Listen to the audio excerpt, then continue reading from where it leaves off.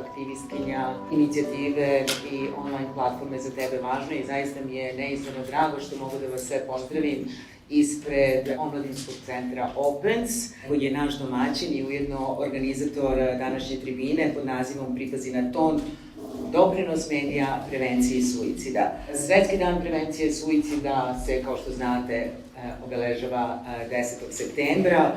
Ove godine obeležava se pod sloganom Stvaranje nade kroz akciju.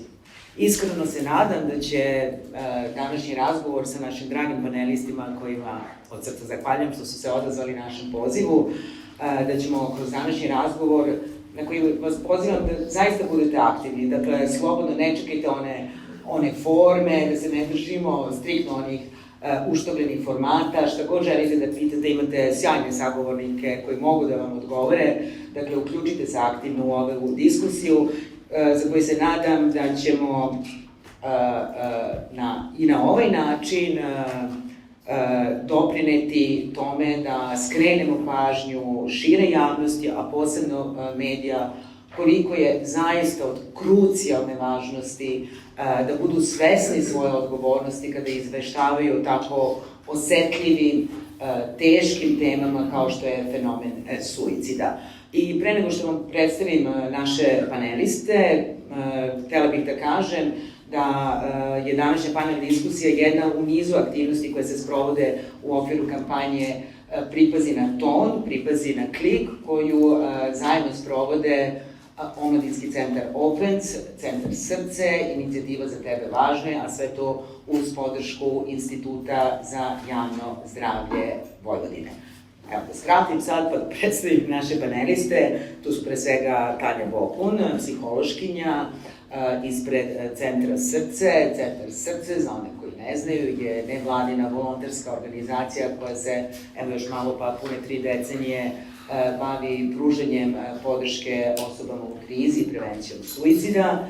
Zatim Zlatko Petrović ispred Povereništva za informacije od javnog značaja i zaštitu podataka o ličnosti, Srđan Miljković ispred REM-a, dakle Regulatornog tela za elektronske medije i dobro poznato lice sa malih ekrana, moja draga koleginica Rada Đurić, novinarka, urednica, autorka emisija i slično.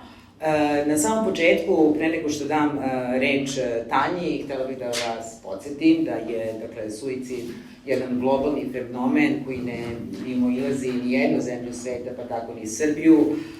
Procenjuje se da godišnje od suicida premine između 700 i 800 hiljada ljudi. To je zaista, rekla bih, čitavi mali gradovi nestaju godišnje. Prema podacima Međunarodne asocijacije za prevenciju suicida, u 2019. godini 703.000 ljudi je preminulo od suicida. Svetska zdravstvena organizacija ukazuje da godišnje od suicida premine više ljudi nego od HIV-a, malarije, raka dojke ili u ratnim sukobima.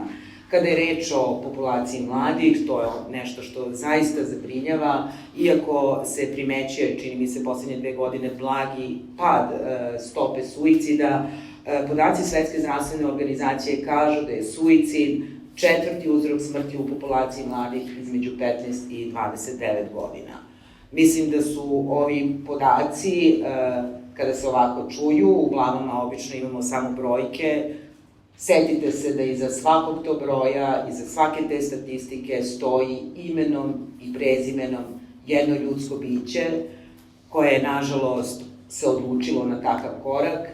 Setite se da svi mi zajedno edukovanjem ne samo sebe samih, već i naše sredine, naših bližnjih, roditelja, prijatelja, možemo da damo značajan doprinos u prevenciji suicida, jer da, suicid je moguće prevenirati. Izvinjavam se na ovolikom uvodu. Tanja, evo, pitanje za vas. Kakva je situacija u Srbiji kada je fenomen suicida u pitanju, šta kažu podaci i kakav je generalno odnos bilo nas kao pojedinaca ili kao društvo u celini prema ovom fenomenu? Dobar dan u moje ime i u ime Centra Srce. Ja se zahvaljujem na ovom pozivu i drago mi je da o ovakvoj temi pričamo prvenstveno među mladim ljudima, jer kao što smo čuli, samoubistvo je nažalost jedan od vodećih uzroka smrti kod mladih ljudi. Da malo razbijem ovu tešku priču o ciframa, koja je nažalost istinita, hoću da vam kažem, ili možda da je učinim još gorom, ne znam, da u vreme kada je srce počelo sa radom, pre 30 godina, situacija je bila mnogo teža, odnosno u Srbiji je godišnje negde oko 1600-1700 ljudi gubilo život na ovaj način. U Vojvodini, ako se ne varam, čak negde oko 700. Tako da, gledajući taj period, 30 godina, situacija jeste bolja. Mislim da je poslednji statistički podatak negde 950-960, to je iz 2019. godine, ali kao što vam reče, svaki izgubljen život je mnogo i previše. Tako da, hoću da kažem, zašto kažem da su se stvari promenile? Hoću da kažem da sve ono što se radilo poslednjih 30 godina, makar koliko ja pratim ovu tematiku, nije bilo uzalud. I iako ćete danas videti, pričat ćemo o medijima, iako ćete vidjeti u raznim vrstama medijima neverovatno bombastične, senzacionalističke priče, ja bih rekla da smo malo bolji nego što smo bili, ali ovde smo da bismo bili još bolji. I sve što se radi ide u dobrom pravcu, nijedna izgovorena reč nije izgovorena uzalud i dovodi do nekakvog malog poboljšanja. Srđane, pitanje za vas, kako je fokus kampanje Pripazi na ton, pripazi na klik, u fokusu su pre svega mediji. Svima nama je jasno kolika je uloga medija u senzibilizaciji, posebno u edukaciji šire javnosti na ovu osetljivu temu. Čini mi se da negde kao mediji malo zaboravljamo i tu edukativnu ulogu, no Etički kodeks novinara Srbije je kristalno jasan po tom pitanju. Pa da li možete da izdvojite koje su to ključne tačke iz kodeksa novinara Srbije, važećeg, koje bi trebalo da imamo u vidu kada izveštavamo ne samo o temama koje su vezane za slučajeve suicida, nego i generalno o tragedijama, nesrećama? Te ključne tačke koje očekujete, proverio sam pouzdano, nećete eksplicitno naći u etičkom kodeksu novinara. Etički kodeks novinara je prosto jedan katalog etičkih i profesionalnih principa kojih se pridržavaju novinari u Republici Srbiji. Te ključne tačke koje tražimo naći ćete upravo u pravilniku koje je donelo regulatorno telo za elektronske medije još 2015. godine, dakle neposredno posle seta novih medijskih zakona, i one su krajnje jasne. Opisane su u pravilniku o zaštiti prava maloletnika u oblasti pružanja medijskih usluga i tačno su navedene u stavu 2 i 3 člana 19 tog pravilnika, i one su, evo, ja ću vam praktično reći koje su. Dakle, kada se izveštava o ovako osjetljivom događaju, odnosno samoubistvu, pružaoci medijskih usluga treba da se uzdržavaju od 5 situacija, odnosno tih, što vi kažete, 5 ključnih tačaka. Pre svega, ne bi trebalo, to jest ne smeju da se navode detalji o načinu kako je izvršeno samoubistvo. Vest koja donosi informacije o tome, ona ne sme biti niti udarna, niti prva, niti, da kažem, vodeća ili glavna vest u emisiji Vest ili Dnevniku gde se objavljuje. Nije dozvoljeno objavljivanje snimaka, odnosno snimka samog čina izvršenja samoubistva, nije dozvoljeno objavljivanje fotografije preminulog i nije dozvoljeno objavljivanje mesta na kojem je izvršen taj čin. Treća tačka jest, odnosno četvrta, dakle, pružaoci medijskih usluga treba da se uzdržavaju od odobravanja, naravno, izvršenja samoubistva, i konačno treba da se uzdržavaju i od komentarisanja, odnosno predstavljanja uzroka pod kojim je izvršen taj nesrećni čin. Dakle, to je 5 jasnih tačaka koje novinari i izveštači treba da imaju na umu kada je reč o ovoj osjetljivoj temi, odnosno izveštavanju o samoubistvu. Mislim da je jasno i još jednom ću reći, dakle, član 19, stav 2 i 3 Pravilnika o zaštiti prava maloletnika u oblasti pružanja medijskih usluga. Evo, pre nego što malo detaljnije pročešljamo medijsku sliku Srbije, Zlatko, pitanje za vas. Pravo na dostojanstvo, pravo na privatnost su zagarantovana prava građana kako Ustavom, tako i brojnim zakonima, pa i konvencijama koje je Srbija potpisala u pređašnjim godinama. U kontekstu izveštavanja o slučajevima suicida, šta tačno podrazumeva Zakon o zaštiti podataka o ličnosti? Evo, i Srđan je malo čas spomenuo prava maloletnih lica. Nažalost, svi mi dobro znamo, kad god se dogodi takva tragedija, često se izveštava i o maloletnim licima, pa ako se ne objavi ime i prezime te osobe koja je preminula od suicida, znamo ko je inicijali, tako, koji čine lice odredivim. Tako je. To je takođe nešto što je nedopustivo.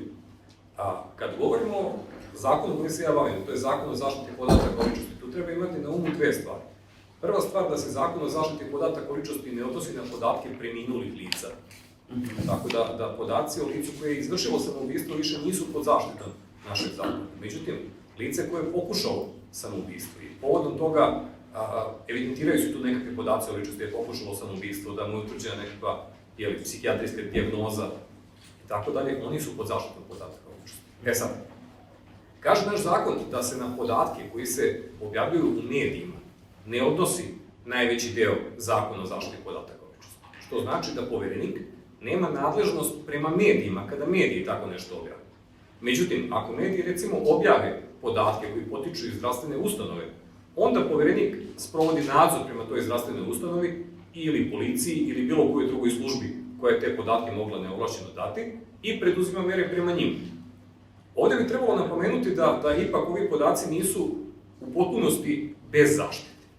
Postoji Zakon o javnom informisanju i medijima koji jasno kaže u članu 80 stav 2 da se maloletnik ne sme učiniti prepoznatljivim u informaciji koja može da povredi njegovo pravo ili interes.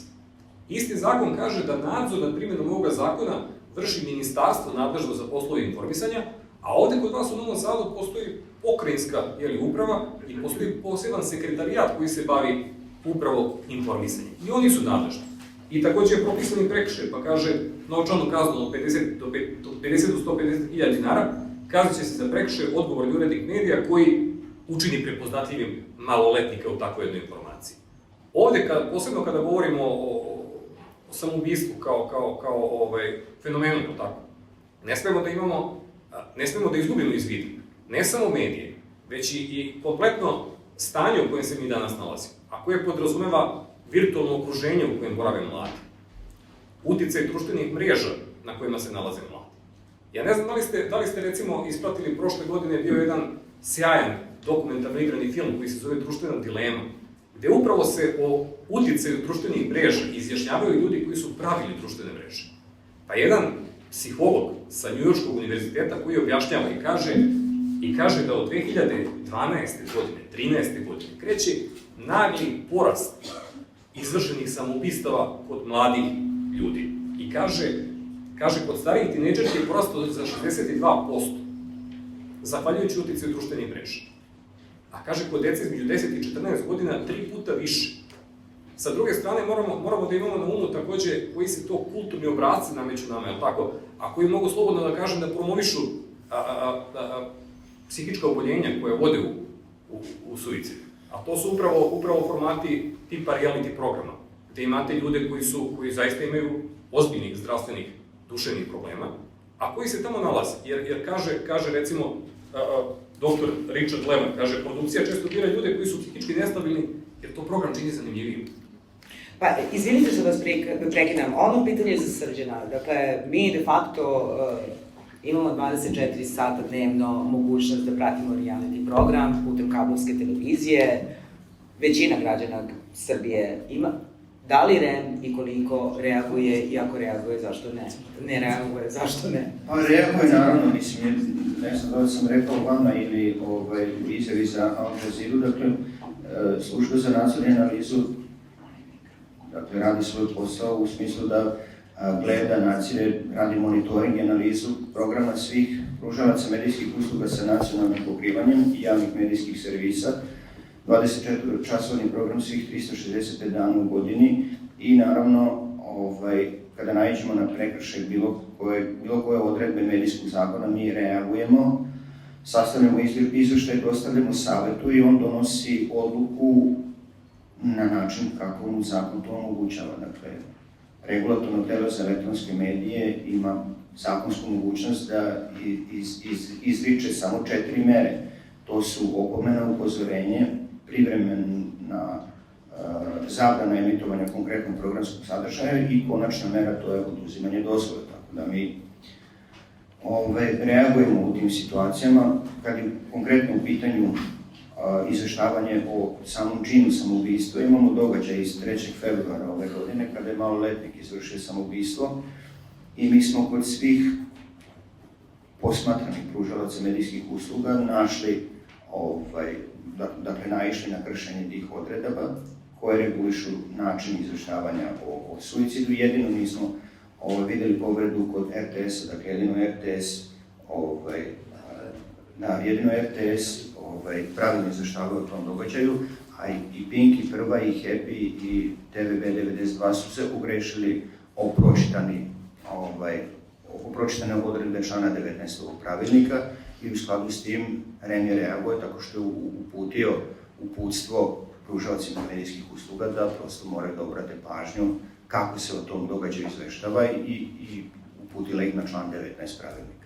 Rado, to je način kako REM može po zakonu da reaguje. Rado, po tvojom mišljenju, da li je to dovoljno i evo, kao neko koji je dugi niz godina u medijima, kako je po tvojom mišljenju medijska slika Srbije, pa čak i u odnosu na region, rekla bih da ih, kolokvijalno rečeno, šijemo za onako par vrste? Da, pa ne može se ništa ovde posmatrati bez konteksta, prosto i kad postoje pravila i zakoni i kad postoji REM, mora postojati jedna šira slika. Mi često pričamo o ovako osetljivim temama na jedan izuzetno korektan način i mi ćemo se svi složiti i ljudi koji ovde sede. Sigurna sam i sad kad bih sprovela anketu bilo gde u Srbiji da bi svako imao isto mišljenje koje mi imamo ovde, da je to nedopustivo, da je to skandalozno, da mi više ne znamo ni o smrti da pričamo na način dostojan čoveka, ali je problem u tome što nismo prosto iskreni. Mi nismo iskreni. Nažalost, ovde su se promovisale i promovišu se ozbiljno upozoravajuće ideje i sistem vrednosti koji više nije slučajnost. Ja više ne verujem u to da je to samo slučajnost. Ne mogu da kažem da je to samo naša veština na ovim prostorima, što nas naravno apsolutno ne opravdava, jer mi u sebi imamo tu surovost koja je dosta toga pretrpela. Na kraju krajeva mi odavno više se ne čudimo ni smrti, ni zverstvima, ni ubistvima. To je ozbiljan poremećaj, društveni poremećaj. Mi ovde jesmo što i proživeli, i ne malo. I to ne samo jedna generacija, nego mnoge generacije. I one koje nisu proživele, one prosto žive kaznu. Onih koji su to proživeli, a sa tim se nisu suočili. Ovde je ogroman problem što mi nikada ni za šta nismo bili odgovorni. I ta odgovornost je taj društveni kontekst u kome mladi ljudi pre svega gube svaku veru u nas odrasle. Mi nismo radili svoj posao. Moja generacija nije uradila svoj posao. Tu sedite, ja sam sigurna da ste ili godište mog sina ili moje ćerke. Moja ćerka ima 29, a sin 23 godine. Ja sa svojom ćerkom nikad nisam pričala o samoubistvu, ali jesam sa svojim sinom. On ima 23 i to nešto pokazuje. Da samo 6 godina generacijski vi imate priču gde jedan 22-godišnjak tada, znači prošle godine, sa mnom priča o svom drugu koji je pokušao ili koji je pričao o tome da bi sebi oduzeo život. On sa mnom razgovara, pita me šta da uradi, šta on da uradi. Ja sam se postidela. Šta mi to nismo uradili? Mi, REM, novinari, ova profesija. Moj lični utisak je da smo mi odavno, nažalost, zaboravili da prvo ne znamo da pričamo o smrti, mi to ne znamo ni u svojoj kući, a kamoli u javnom prostoru. Mi smo, naravno, ponovit ću po 100. put, ali to je stvarno postala mantra, ne možemo mi pričati o samoubistvu i suicidu ili smrti ili ubistvu ili bilo čemu, bilo kojoj drugoj temi, posebno osjetljivoj i socijalnoj, posebno, ako ne budemo imali drugi širi kontekst. Ne možemo se složiti oko toga da je to strašno i da mi nešto nismo uradili kako valja, jer imamo mlade ljude koji sve češće razmišljaju o tome kako da prekrate svoje muke, jer sa njima nikad nismo o tome otvoreno ni razgovarali. Ja se stvarno ne sećam, ja više ne radim na RTS-u, ali radim posao. Ja ne mislim da to treba da bude odrednica po kojoj ćemo deliti novinare, oni koji će raditi u privatnim medijima ili će raditi u medijima štampanim, odnosno elektronskim, koje moraju da se bore za opstanak, pa zato će, to ćemo čuti često kao opravdanje, pričati ono što znaju da ne smeju da pričaju, ono što se inače ne priča, ono jedno fino, kućno, lepo vaspitanje, smo sve to pozaboravljali kad smo postali novinari koji rade za platu ili za klik. I to je onda taj društveni kontekst širi koji više ne može da priča o pravilniku, više ne možemo da govorimo o zakonu, mi moramo da govorimo o nečemu što smo svi zajedno pospešeni svima onima koji su trebali da sprovode zakon, a nisu ga sprovodili, zapravo došli u ovu situaciju u kojoj smo sada. Ne možemo govoriti o tome kako ne znamo da pričamo i da izveštavamo o suicidu, ako ne znamo da podnosimo jedni druge samo zato što različito mislimo. Znači, tu počinje i završava se sve. Ako smo mi toliko neodgovorni kao ljudi koji završavaju svoje karijere i nisu svesni toga da nisu uradili svoj posao tamo gde je trebalo, sad tebi se obraćam zato što smo ista generacija i radimo dugo ovaj posao. Ja se osjećam postiđeno, a nemam zašto lično. Ja lično nemam taj osjećaj. Ja sam stari novinar, starog kova i radila sam za javni servis. Ja ne radim na javnom servisu zato što to više nije taj javni servis. I to više nije ideja koju ja verujem. Ali to nema veze sa politikom, to ima veze sa ovakvim temama. Meni je bilo teško kad je moj sin pitao mene šta ja da uradim. Ja nisam znala šta da mu kažem. Kao što nisam znala ni sa Anne-Marie da pričam kad mi je bila gošća u emisiji Među nama, ko što mi je sada dosta nelagodno, zato što ispred mene sedi žena koja ćerka izvršila samoubistvo. Ja sam samo to videla. Ja mislim da je to dobro za početak. Pošto smo mi svi na početku, a svi pričamo kako smo sve uradili, samo malo nam fali da postanemo neko bolji, na primjer, to je možda dovoljno. Da kad vidim tebe, ja počnem da razmišljam o tome što da kažem svom sinu. Ja stvarno mislim da je to važno. A sad možemo da pričamo o pravilnicima. Pravilnik, taj pravilnik, nismo napisali mi. Pravilnik koji je štur, na kraju krajeva, mogli smo ga bar prepisati. Su napisali neki divni ljudi pre mnogo godina, desetina godina, i to nisu sa naših prostora. To su ljudi koji su prepoznali u tim bogatim, teškim, strašnim društvima nesrećene ljude koji nisu znali kako da se bore sa stvarnošću. Pa mogli smo pravilnik bar da uobličimo u neku vrstu sankcije, a ne da ostavimo da to bude pokriveno onim što se inače podrazumeva kada su maloletnici u pitanju. Ta vrsta manipulacije, da to u ime naše dece i da se krijemo iza svake priče koja štiti maloletnika, a u stvari mi punoletni se ne držimo ničega zato što apsolutno nema sankcija za naše neodgovorno ponašanje, to je stvarno pitanje o kojem mi u stvari treba da pričamo. Rada je u više navrata spomenula pitanje odgovornosti i mislim za tebe da je to, Tanja, pravo pitanje na stranu činjenica da je očigledno, stvarnost nam to pokazuje, sudeći po broju natpisa, senzacionalističkih naslova, nekada na dnevnom nivou pronalazim na desetine tekstova koji su krajnje trigerujući za osobe u krizi, za porodice, poznanike, prijatelje, osoba koje su preminule od suicida. Kakve su posledice? To je važno da znamo. Nije sporno što, na primjer, ne znaš šta da kažeš sinu, ono što je sporno, čini mi se, to je... Toliko je to postalo svakodnevno. Upravo. Mislim da je važno da budemo spremni da naučimo. Ok, nismo svi naučeni rođeni, uči se dok je čovjek živ, hajde da naučimo, hajde da shvatimo. Možda da počnemo od toga da se malo osjećamo. Da se osjećamo definitivno, ali mislim da ne treba puno biti pametan, pa kad vidimo to što vidimo, da nam nešto u našoj glavi kaže ovdje nešto nije u redu, ovo mi smeta, ovo će nekog povrediti, ovo će nekom napraviti nekakav problem, neko će se zapitati a šta da sam ja u pitanju, šta da je neko iz moje porodice, šta da je moj komšija, kako bi se osjećao. Znači, nije toliko bitno da li smo sve ovo pročitali, nego ljudski kad tome pristupimo, vidimo da tu nešto ne štima.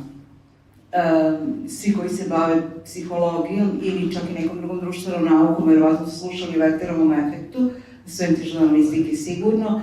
Znači, činjenica da se samoubistvo, govori se Werter zbog toga što se knjiga Jadin mladog Wertera uzima kao nekakav model ponašanja koji se kasnije imitirao, kažu da se isto dešavalo sa šekspirovskim delima, pogotovo Romeo i Julija, da su onda ljudi mahom imitirali to. Oni malo, ako ima ovdje malčice starije generacije, sjetit će se Kurta Cobaina i talasa koji je njegov suicid izazvao. Dakle, činjenica da su mnogi njegovi sledbenici imitirali zapravo taj čin je pokrenulo mnogi ljude da u nauci počnu time da se bave.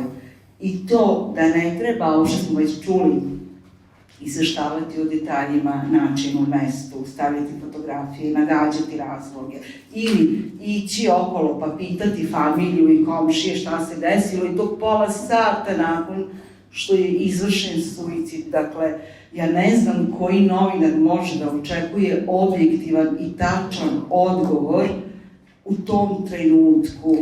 Nemoguće je. Ja ću samo na kratko da te prekidam, nemam problem da kažem moje lično iskustvo. Srećom, pa sam tu poruku u telefonu videla 10-ak dana nakon tragedije koje smo doživjeli kao porodice. Dakle, jedan nazovi kolega mi je poslao poruku sa pitanjem, izvinio se do duše, sa pitanjem da li mogu da mu dam neku izjavu, uz izvinjenje, naravno izrazio nam je saučešće, uz izvinjenje i komentar, to je naš, izvini molim te, ali to je naš posao. Ne, to nije moj posao, ukoliko to treba da bude moj posao, ne želim tim poslom da se bavim. Dakle, apropo odgovornosti, apropo elementarne ljudskosti koju bi trebalo svako da nosi u sebi, naravno da... Htjela sam samo da nastavim, ali pre nego što nastavim da skrenem pažnju, pričamo dosta teškoj temi. Neko je ovdje imao i neka lična iskustva ili će ovo pokrenuti nekako teška osjećanja. Ovdje se nama nekoliko volonterki srce, ako se u bilo kom trenutku iz bilo kog razloga osjetite loše, možete slobodno izaći u hodnik, neka od naših devojaka će izaći za vama i malo sa vama popričati ako vam bude do razgovora. Da se vratim samo na pitanje odgovornosti.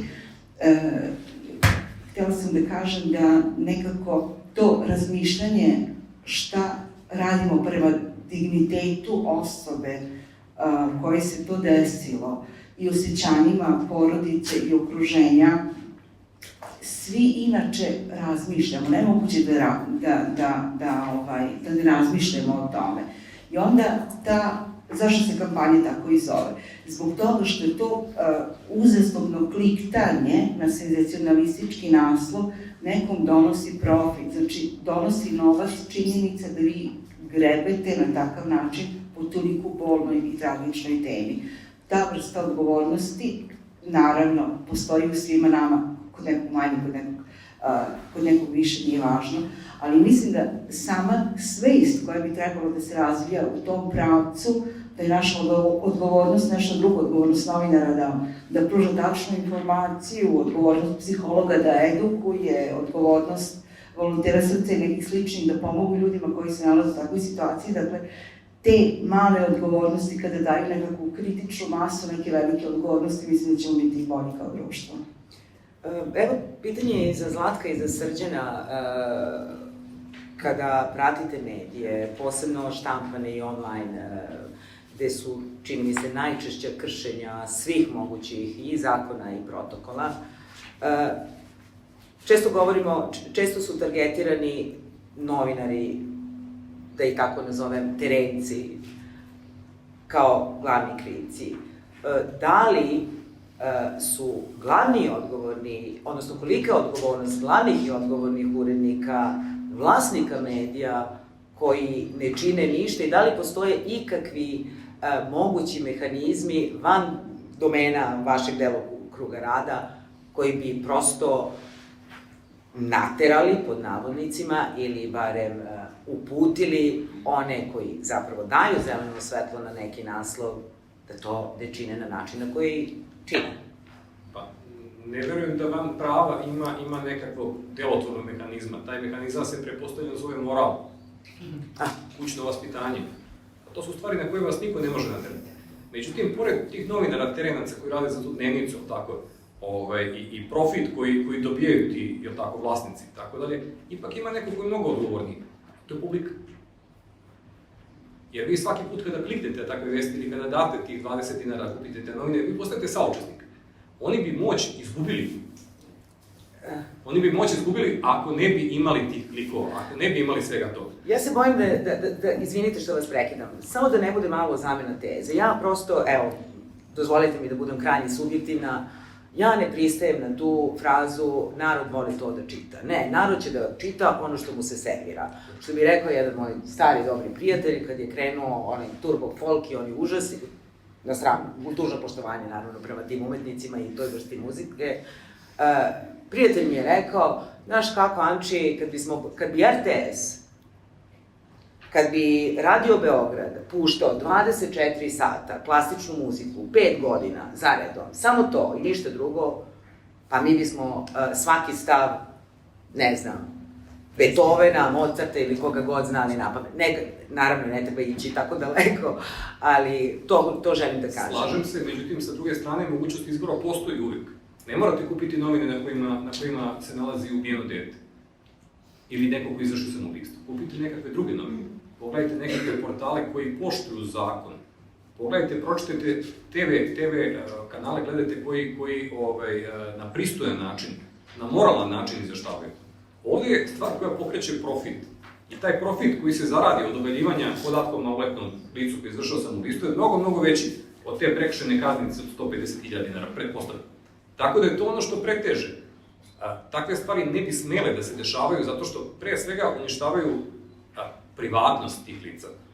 Kada se tako nešto objavi o licu, posebno o tim mladim ljudima, kako kažu generacija Z, kaže Z generacija, krki ljudi koji su na društvene mreže uleteli već u osnovnoj školi. I kaže, kod njih je veliki broj slučajeva samoubistava, pokušaja samoubistava, ljudi koji nisu sposobni da van virtualnog okruženja funkcionišu.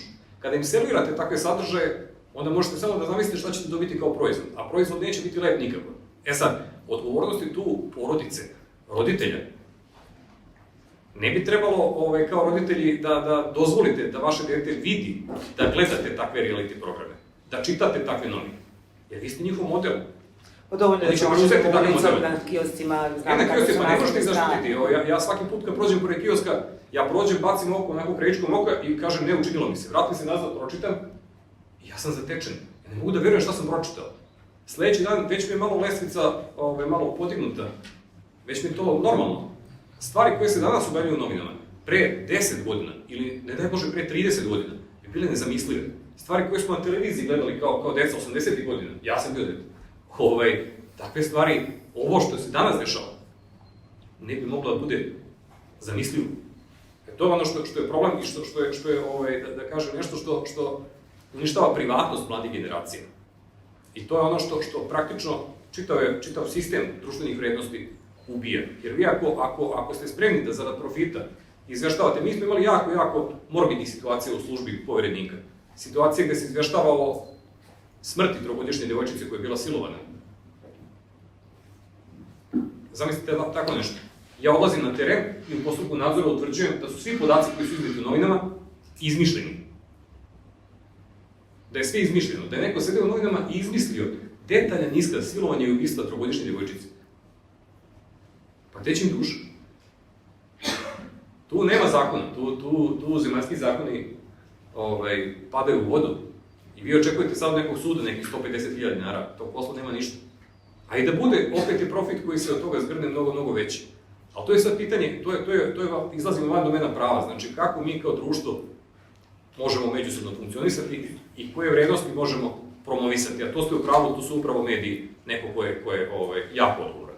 Evo imamo samo jedno pitanje iz publike. Pa, nije toliko pitanje, samo prokomentarisano meni iz svega što ste nekako pokušali da obrazložite, jedini zaključak koji mi se nameće, jedino rešenje, jeste upravo ta kazna. I nekako, ne možemo mi živeti u nekom mekoru, mi koji ne čitamo i oni koji čitaju, i onda se mi tako sretnemo u nekoj zajednici u kojoj treba da se sretnemo i onda se desi šta se desi. I ne možete da očekujete da je dužnost jednog deteta da ga vaspitavaju, da mu sistem vrednosti pokazuju isključivo roditelji. To uopšte ne treba da bude tako. Njemu mora taj sistem vrednosti da pokazuje svako, recimo između ostalog može i ovdje usvojiti ili ostane nekih pametnih stvari.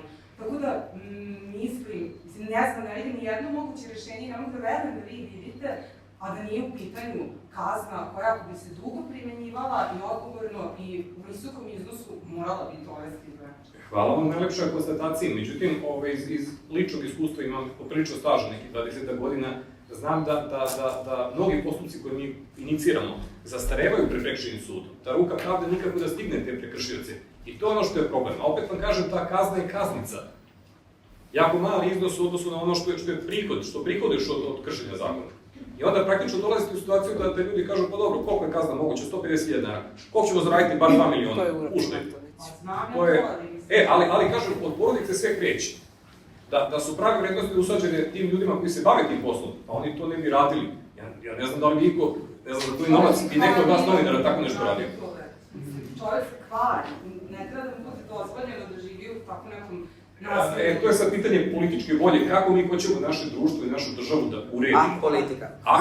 Ako imate mehanizme koji ne funkcionišu, ako imate zakone koji se ne primenjuju, ako imate postupke koji zastarevaju, ako imate, onda nemate baš mnogo uslova da vam država skroji taj nekakav mehanizam. Onda morate... I imate prekršioca koji svesno krši zakon, znajući da je kazna mnogo manja od njegovog profita. I svesno krši zakon, znajući da će ta kazna biti minorno odnosno na njegovu zaradu.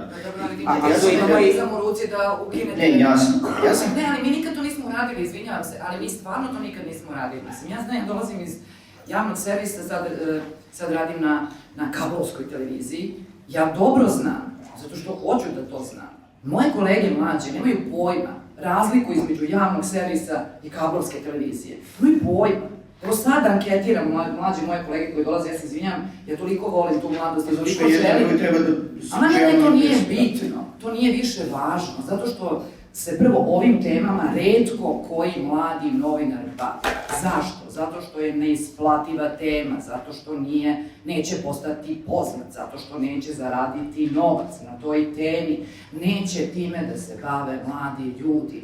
A mladi ljudi moraju da se bave svojom budućnošću i svojim prijateljima. Oni njih bolje vide, čuju i osjećaju i sigurno u svom interesu tražit će da se popravi ono što smo mi ovako kakvi smo napravili. Dakle, nema tu opravdanja. Dok sam radila u javnom servisu, ozbiljno se vodilo računa o tome kako se i o čemu izveštava. O samoubistvima nismo izveštavali. To je bilo pravilo. To je bilo pravilo.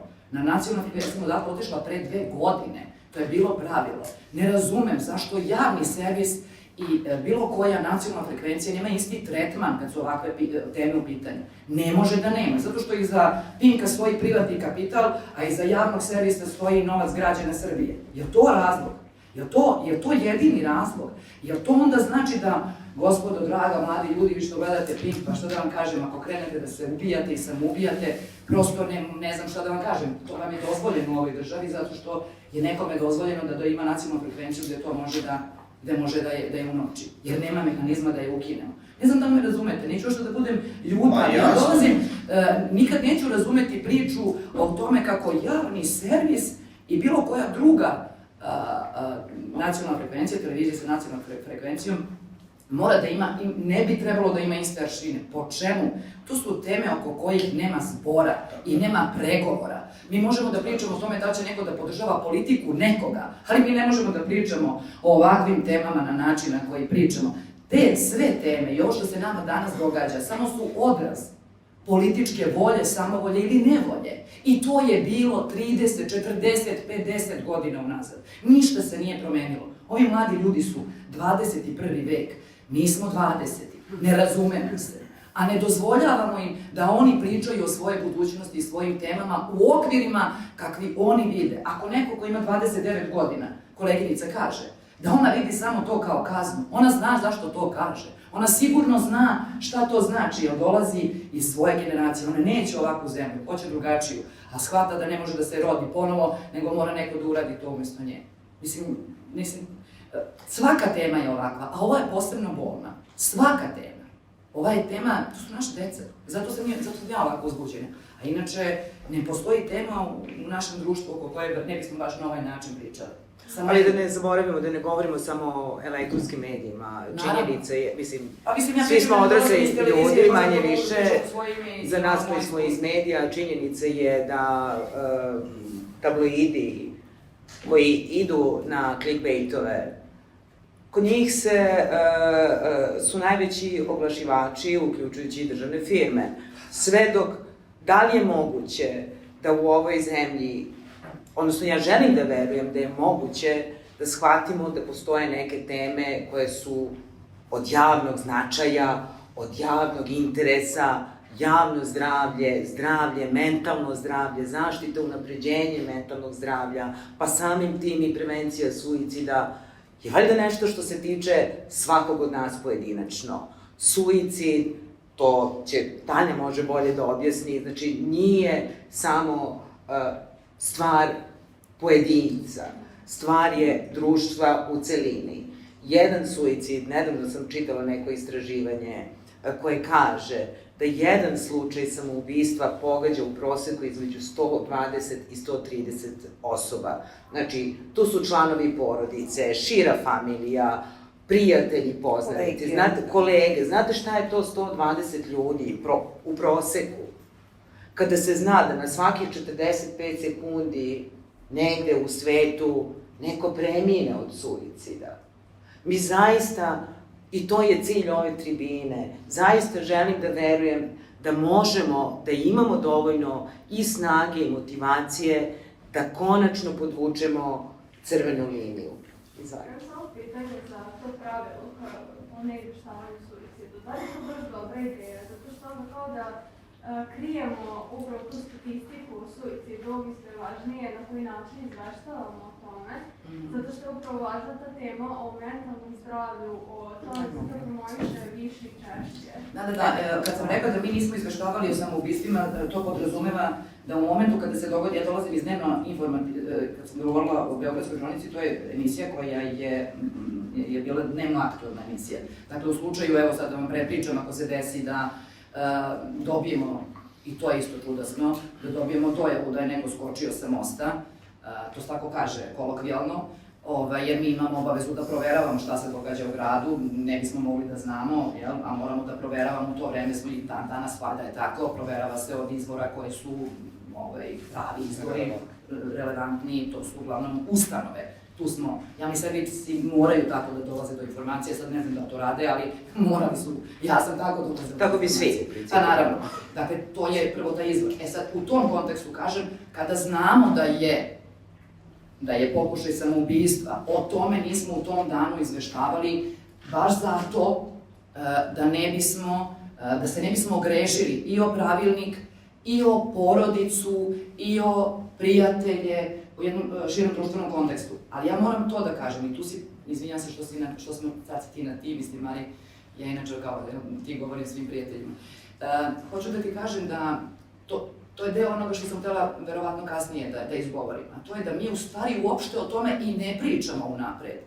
Mi o tome ne pričamo, naši mediji se time ne bave.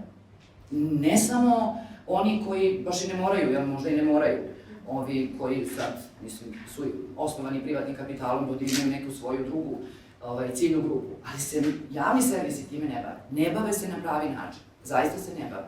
Mi nemamo, to je jedno, pretpostavljam, od preventiva. Preventivno, da. Tako je, mi ne pričamo o tome, mi o tome pričamo samo na današnji. Kad se nešto desi. Da, ili kad se nešto desi. Događaj s povodom. Tako. Da. To je ta greška koja je greška u svim temama, posebno ovakvim, zato što se te teme A tema je uvek aktuelna. na uredničkim kolegijumima označavaju kao nezanimljive, neće to niko gledati, Neprofitne. treba mi rejting, ja moram da zadržim ovu emisiju, mora da se desi. Nažalost, to je tako. A onda se taj krug strašni zavrteo i onda je krenulo sve naopačke. Dakle, zavrteo se. I zaista je to postala rečenica koja je rečenica za sve. Objašnjava sve i opravdava sve. Treba mi rejting, ko će ovo da gleda, to nikog ne zanima. Ja bih samo htjela da ne ostanemo nedorečeni. Neko me je pitao pre početka da li to znači da treba da cenzurišemo, daleko od toga. To znači da treba na drugi način da izveštavamo. Alternativa izveštavanju itekako postoji. Dakle, umesto što ćemo objavljivati to sve što smo sada pominjali, što ne bi trebalo da se radi, detalji, fotografije, neproverene izjave, optužbe, raznorazne slične stvari. Treba da pričamo o mentalnom zdravlju, treba da pričamo o vezi između suicida i mentalnog zdravlja. Treba da pričamo o tome kome treba da se obrate ljudi koji razmišljaju o tome, koje sve raspoložive službe postoje, koji su znaci na osnovu čega se može prepoznati, koji su rizične grupe. To su stvari koje nude između ostalog edukativnu nekakvu, koji imaju edukativnu funkciju i koje će nam pomoći da kažemo jeste, ja sam o tome izvestio, ali sam uradio korak više, učinio sam nešto da potencijalno sprečim nekog drugog ko o tome razmišlja da to zaista i uradi, učinio sam nešto da nekom pomognem da potraži adekvatnu pomoć u određenom trenutku. Srđan je... Pa ja već duže vreme, mislim, želim da molim za priliku da prosto iznesem jedan utisak koji nemam prvi puta. Nemalo puta bio sam u situaciji da pričamo, da predstavljamo naše pravilnike, odredbe zakona, označavanje programa, kategorizacije 12, 16, 18 godina i tako dalje. I ja inače nisam pravnik, ja sam medijski analitičar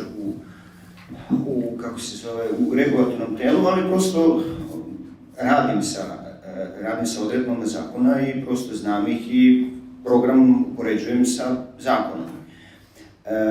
I samo meni je bilo groteskno pomalo da ove teme pričam na način da citiram odredbe pravilnika kako pravilno izvršavati u suicid. Dobro, razumeli smo se. Ali prosto... čovjek pravilnikom... Tako je, pa mislim, ali prosto mi taj pravilnik imamo i mi zakone imamo i vidim, meni se to iznenađenje, neću se vrednostno odrediti prema njemu, gospođica veruje u zakone. Molim vas. Pažljivo sam i vas slušao i delim taj stav. Mi imamo zakone i svakako treba da poštujemo zakone. Sad privatno šta ja mislim o zakonima, to možemo, nije sporno i koristim baš ovu priliku i zbog auditorijuma i zbog teme da sad pričam i kao čovjek, ja sam i roditelj troje tinejdžera i, kako da kažem, i profesionalno se usavršavam u svom poslu i akademski sam građanin i tako dalje.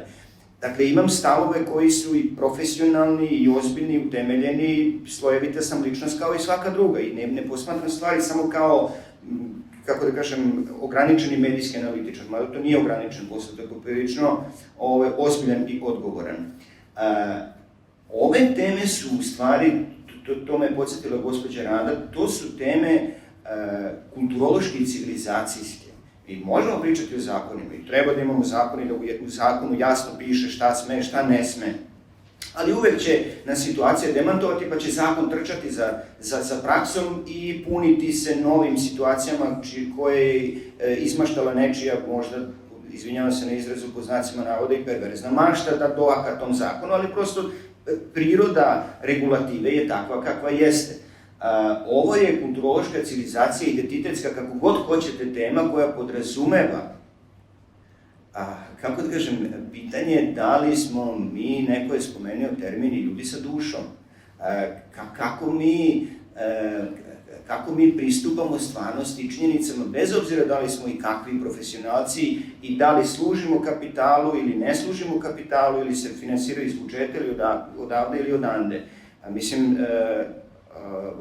postojanje medija na tržištu nije od juče, mislim, to je, na kraju krajeva gospođa Rada je rekla, mislim, medijski zakoni u Srbiji u dobroj meri se usklađuju sa evropskom praksom, mislim, svi naši zakoni i pravilnici izašli su iz direktive o audiovizualnim medijskim servisima, nije ništa sporno, dakle, mi sledimo evropsku praksu, ali ovom problemu svakako treba pristupati iz ugla zakona, ali on mnogo krupnije kulturološko, civilizacijsko, identitetsko pitanje i evo i kao roditelj sad u jednom trenutku se povela dilema kako praktično kako regulisati program i pristup programu, kako praviti, sad ja već dovršavam, kako praviti izbore, mislim, sad mogu da pričam iz perspektive sebe kao roditelja, koji sam slušao, recimo, od moje prijatelji koji upisuju decu u osnovnu školu, pa sam zaključio, videvši njihov žar da dete upišu u ovo ili ono odeljenje kod ovog ili onog nastavnika, jednostavno sam shvatio, ljudi, precenjujete osnovnu školu. Mediji imaju ogromnu moć i ogromni uticaj.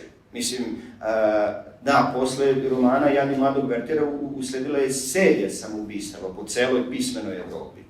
Nikola Tesla je bio, mislim, čudesan i čudan čovek, otac mu je bio pravoslavni sveštenik, vrlo obrazovan, najobrazovaniji u svoje vreme koji je napamet znao Sveto pismo i nemačke klasike, pa je isti otac Nikole Tesla Nikoli gasio svetlo jer nije zdravo da je toliko prisutan nad dominantnim medijem. Šta hoću da kažem? Mediji imaju moć, imaju strašan uticaj, ali ne treba prenebregavati i ostale institucije, organske, državne... To je širi društveni kontekst. Naravno... Ali mediji uvek odslikavaju, kako da kažem, važeći društveni kontekst. Ili ga proizvode. Ili ga proizvode. Ali je problem u tome što mi imamo, nije da nemamo, mene sad zanima, kad se pojavi tekst u novinama, senzacionalistički, o samoubistvu, ubistvu, kako god, da li postoji mehanizam da se piše, dakle, da komentari ne mogu sadržati to i to, piše. Ti komentari sve sadrže, što ne sme da sadrže. Nikad nisam videla da je bilo ko kažnjen i nikad nisam videla da je bilo kom elektronskom mediju ukinuti u pravo na komentarisanje. Pa mislim, bar jedan korak da uradimo u nečemu što se zove pravo i ono što se zove deklarisali smo, pa to ne radi. Bar, jer bi onda ipak to značilo veća snaga kod onih koji žele tome da se suprostave ili tome da se posvete na pravi način. O tome pričamo. Mi pričamo o stvarima koje su jednostavne. Mi ne govorimo, ne znam, o ne znam kakvim dostignućima. Nešto što piše, to se ne poštuje. I ne sam se nikakve posledice zbog pisanja. Ne, nikad neko pitanje. Zaviti. Pošto smo se složili da su ovde moralne vrednosti svih nas tako kakve jesu i da negde možemo biti reprezentativan uzor, za naše populacije, zanima me da li, ako je to sve ono što mi želimo i ako sve zakoni tako kakvi jesu i tako mi vi iznosite, da li mogu ti zakoni i ono što su sve naše moralne vrednosti da budu iznad kapitalizma? Pošto smo sve podržali da je jedino važno da raditi novac, da onda zakon pišu za takve vesti, na Alo Kuriru, svim provladinim medijima, pa kao vi kao neko ko dolazi ispred vlade, da li onda to može da bude iznad kapitalizma? I bogaćenja moći, vlastva, tome znači. Poverenik je nezavisan država. Mi smo dio vlade. Dobro, ako je član REM-a, zato pitam. Pa ni član REM-a, ni član... Nismo nezavisno regulatorno. Tako da mislim, ovde su nezavisni. Ali su moguće bliži nekim odlukama, u svakom smislu, prosto se biraju na drugačiji način. Dobro, ovo je slučajno jako smiješno, ali sve je u redu, da. Znate šta, ja mislim da je sadržina zakona diktirana okruženjem, takvim kakav jeste. I recimo u oblasti kojom se ja bavim, zaštitom podataka o ličnosti, imate jedan novi propis koji važi u Europskoj uniji u poslednje 3 godine, svi ste čuli za GDPR. Šta mislite zbog čega je GDPR kao opšta uredba Evropska o zaštiti podataka o ličnosti izazvala toliko pažnje? Zato što su kazne drakonske. Zato što je novac do 20 miliona eura kazna ili do 4% globalnog prihoda. Naša država kao zemlja kandidat se obavezala da uskladi svoj zakon sa tim evropskim zakonom. I onda je naš zakonodavac uzeo i prepisao sve odredbe tog zakona, osim kaznenih odredbi. Tako da je, pazite sad ovo, to je tek posebna priča. Evo recimo jedna vrlo interesantna priča. Vi ste iz medija čuli za samoubistva koje se dešavaju povodom izazova na društvenoj mreži TikTok. Jeste pročitali nešto? Mislim da je i kod nas se dogodilo. U Italiji ste imali slučaj, pa je, kaže, Italija se vratila TikToku da lica mlađe od 13 godina ne mogu. To je sve u skladu sa GDPR. Sad, naš zakon kaže da ne može prihvatiti uslugu informacionog društva osoba mlađe od 15 godina. I kod nas se dogodi ista stvar. I kazna koju mi pretimo kompaniji koja drži tu društvenu mrežu TikTok iznosi 100.000 dinara, koja se izriče u formi prekršajnog naloga. Znate ono, aj sad ne znam ko od vas vozi, tako da se obraćaju zaustavi pa vam kaže evo ti za pojas ili za prebrzu vožnju, pa ako platiš u roku od 8 dana, tako isto. Samo ne znam kako je naš zakonodavac zamislio da ja odem u Peking i da kaznim kompaniju ByteDance sa 100.000 dinara. I jedino što tu poverenik može da uradi, ja sam sebi napisao pismo na engleskom jeziku i poslali smo u Kinu. I Kinezi ne odgovaraju ništa. I onda se postaje pitanje dometa prava. A sve da im izreknemo tu kaznu, može li ta kazna biti srazmerna, delotvorna, efikasna, odvraćajuća? Ne može, nema šanse. Sad, kažem opet te društvene mreže, pogledajte dokumentarac društvena dilema ako već niste. Oni koji su i pravili društvene mreže kažu, pitaju, jel dajete svoje deci te društvene mreže? Kaže, ne. Sve do jednoga, niko ne da. I verujem da i oni koji su pravili reality programe ne daju svoje deci da ih gledaju. Imamo pitanje? Ja sam se stvarno danas obradila da pohvaljujem Ovdencu, što su poznali člane REM-a, baš mi to iznenadilo. I sad ja ne mogu da verujem da ću otići odavde, da se moram nadati da ćemo mi kao medija, ja sam isto iz medija, morati da rešavamo i civilizacijska i sva ostala društvena pitanja. To je jako zanimljivo, inspirativno i deo svake naše teme u stvari. Pa prosto je obeshrabrujuće. Znači, mene sad zanima, da li će vama biti aktualna tema nakon ovog sutra nečeg drugog? Šta ćete vi uraditi? Da li je to sad nešto što postoji da imamo pravilnika? Ili prosto mi možemo se nadamo da će nešto da se desi, pa ne mora što ja predlažem naravno, ali nešto drugo. Danas je potpisan i poslan protokol kao šlag na to. Nadam se da ste me dobro shvatili. Ja kad sam pričao o kulturološkim civilizacijskim vrednostima, podrazumevam da su ljudi profesionalci u svom poslu. I da prosto, sad da se vratim i na taj pravilnik, jedan novinar koji će sutra izveštavati u samoubistvu, zar je njemu teško da na internetu nađe pravilnik i da pročita 5 rečenica? Neće on to uraditi, nikada nema vremena da to radi. Njemu bi treba da budemo realni. Sad jedno vulgarno pitanje. Znači, kupite automobil i sednete u njega, niste položili vozački ispit. Ili kupite automobil, a ne znate da vozite. Znači, novinar koji prosto ne zna da napiše vest ili...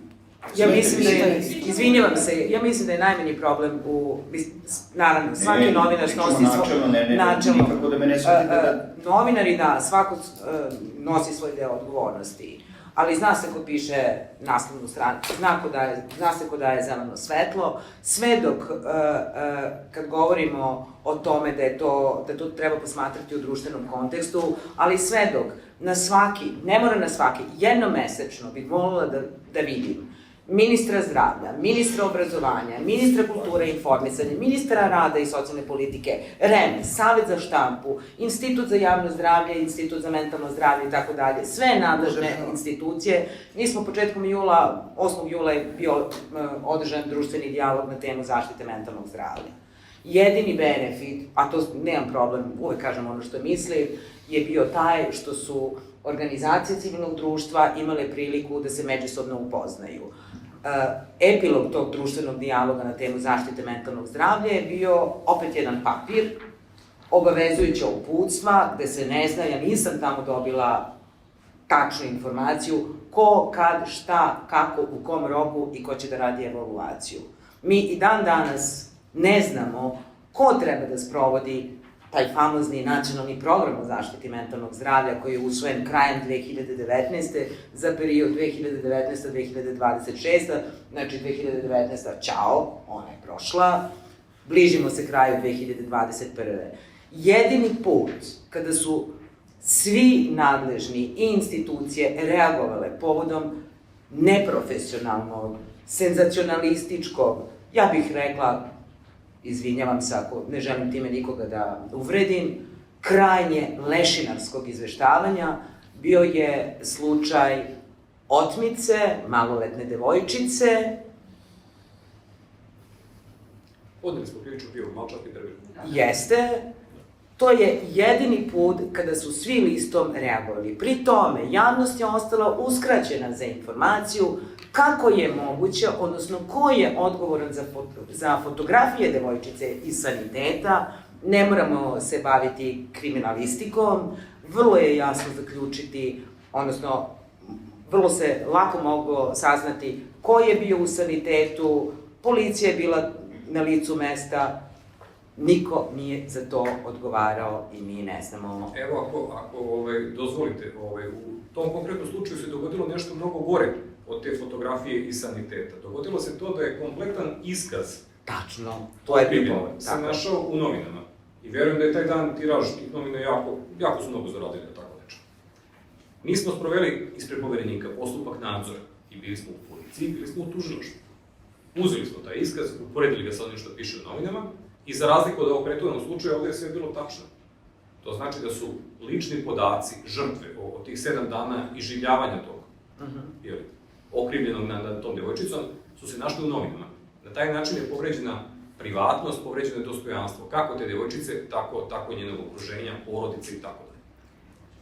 Na osnovu sprovedenog postupka mi smo bili podneli krivičnu prijavu. I to je ono dokle poverenik može da uradi. Tako da mi smo u tom slučaju zaista bili... I šta je bilo? Pa, nemam informaciju, tu biste informaciju morali zatražiti od nadležnog javnog tužioca. Možda ne bi bilo loše da se pojavi, recimo, ovde pored nas, pred neko iz tužilaštva. Neko iz Ministarstva informisanja, koje sam malo precitirao.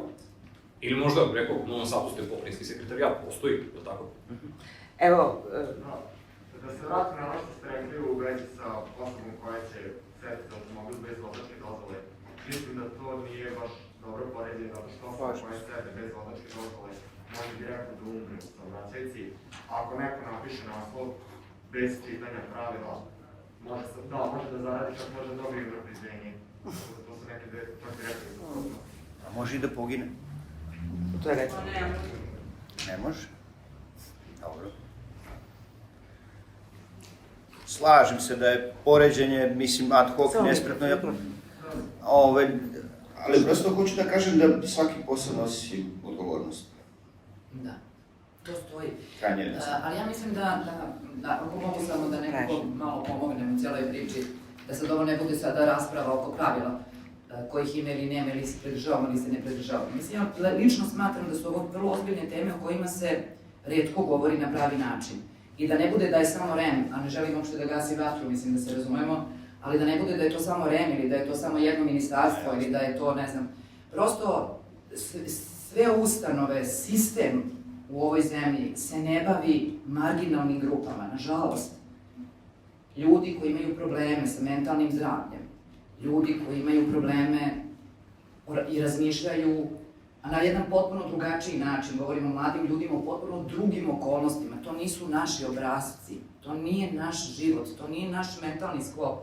Ti mladi ljudi potpuno drugačije vide stvari i realnost, oni žive u drugoj realnosti. Ja sam sigurna da sad ovdje ljudi koji sede i slušaju pola se dosađuju zato što mi robujemo nekim svojim matricama od pre 50 godina. Nažalost, to je tako i oni koji su donosili zakone, koji ih sprovode, zapravo su ljudi koji su robovi matrice od pre 50 godina. Izazovi mladih ljudi nemaju veze sa izazovima, našim izazovima. U mojej generaciji još uvijek je sramota ako se nekome dete, ne daj Bože, ubilo. I o tome neće da priča. Zato što oni misle da to nešto nije u redu sa celom porodicom. Mi onda možemo da glumimo da smo drugačiji, možemo da zamišljamo da smo deo Evrope, koja takođe ima iste probleme kao i mi. Mi moramo da pričamo o tome na nivou svake institucije. Vi ne možete da dođete u situaciju da dođete do škole, da nikad niko nije pričao sa vama do srednje škole, a da nije pokušao da priča sa mladim ljudima o mogućim njihovim problemima. Pa niko od nas nije rođen tako što nikad nije nikakav problem u životu imao.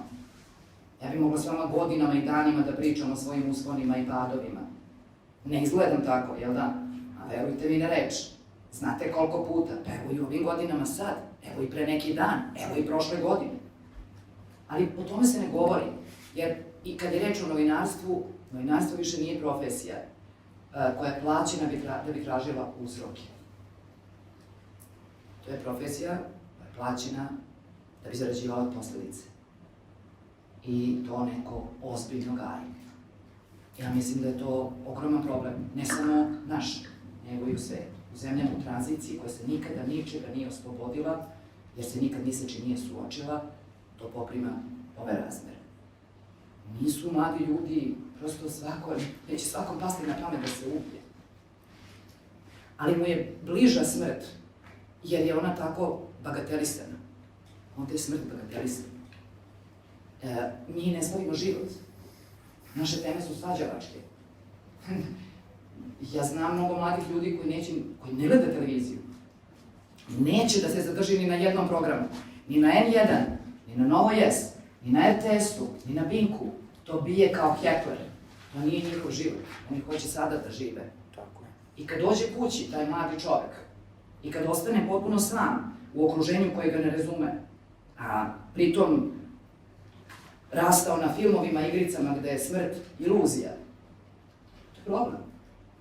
Nije, smrt je realnost. E sad mi treba o tome da vodimo računa. Mi o tome izgleda ne vodimo računa kada... Nije pitanje i pojedinca koji će uzeti i napisati tekst. Nije to pitanje. Pitanje svih nas koji znamo da postoje pojedinci koji će to uraditi, sigurno. Ali moguće da nemamo način kako ćemo to da zaustavimo. Svakako treba sistemski, čini mi se, a mislim da možemo. I da treba da radimo na sebi, da se edukujemo pre svega. Da edukujemo jedni druge. I u tom smislu, Tanja, koje bi bile, s obzirom da se Centar Srce, evo, rekoh na samom početku, uskoro 30 godina, u decembru će biti 30, bavi prevencijom suicida, koje su to ključne preporuke koje bi svako ko se bavi novinarstvom trebalo da zna? Jer, evo, reći ću i lične iskustva. Dešava se da me pozovu da gostujem, da govorimo o fenomenu suicida, da govorimo o odnosu medija.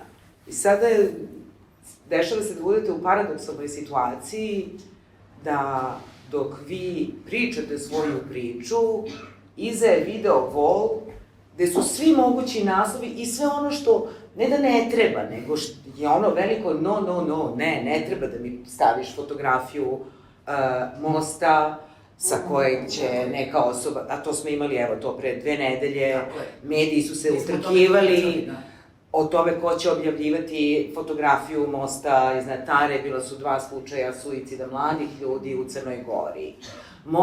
Šta je zapravo uopšte informacija od javnog značaja?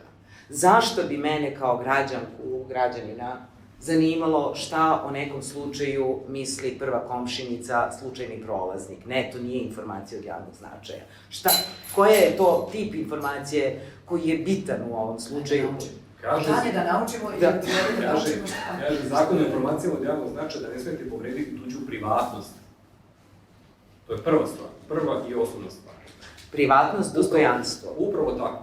Ako govorimo o dostojanstvu, ako govorimo o nekome koji je izvršio samoubistvo, onda govorimo o nečemu što se zove pijetet. Pravo na pijetet. Znači, upravo ne čeprkati po privatnom životu osobe koja je izgubila život. Mi smo, nažalost, to je malo pre termin koji ste pomenuli, lešinarenje. A kako drugačije nazvati objavljivanje podataka o Jeleni Marjanović? I onda praviti seriju, ja se izvinjavam, i napraviti sada seriju koja će ići na jednom od nacionalnih kanala, frekvencija, imat ćemo seriju o ubistvu pevačice. Seriju. Kako nazvati? Pa mislim, o čemu pričam, a nemamo sudski epilog. I mi ćemo to pustiti. Mislim, ne znam da li je nema prava adresa, ali mi ćemo to pustiti. I mi ćemo gledati seriju gde će gde smo, ja sam to i pročitala čak, to je sa dikom i sa onako velikim ponosom, u seriji ćemo videti konsultacije određenih inostranih inspektora koji će se istovremeno dok ide serija baviti istragom. Da li si pročitao?